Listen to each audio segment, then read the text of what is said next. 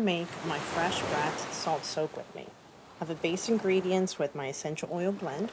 The base ingredients include Epsom salt, sea salt, dead sea salt, coconut milk powder, colloidal oats, organic sweet almond oil, and for the essential oil blend, I have eucalyptus, tea tree, and peppermint.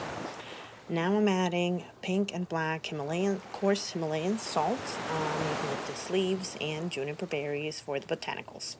Now that you see how I made it, go enjoy one.